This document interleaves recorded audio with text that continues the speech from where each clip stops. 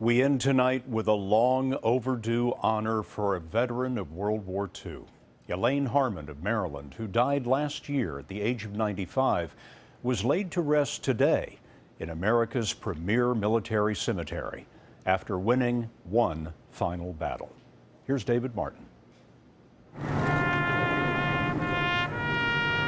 It took an act of Congress for Elaine Harmon's ashes to be allowed into Arlington National Cemetery, even though she was a member of the Women's Air Force Service Pilots during World War II.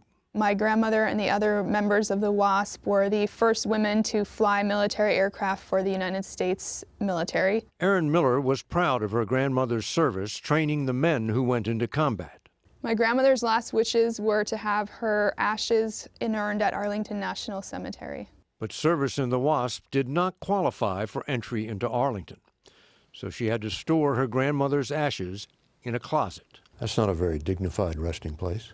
No, it certainly is not a very dignified resting place, but we didn't really know what else to do. Healy, what's going on? Congresswoman Martha McSally, one of the first women to fly combat aircraft, introduced a bill to allow WASPs into Arlington. The fact that they were told they couldn't has them thinking this is one last slap in the face, of sexism. They thought it was over, and it was just this one last element of not being treated fairly. McSally's bill was passed and signed into law in 5 months, the speed of light in politically gridlocked Washington. I see a tattoo on your forearm there. Is that the bill? This is our bill number, yes. That's pretty intense. I mean, this is so important and so meaningful to her that this was made right for her grandmother, that she chose to memorialize it in that way. Elaine Harmon's ashes came off the shelf and were transferred by Erin and her mother into a hand-carved urn. Only 100 WASPs are still alive and now eligible to be inurned at Arlington.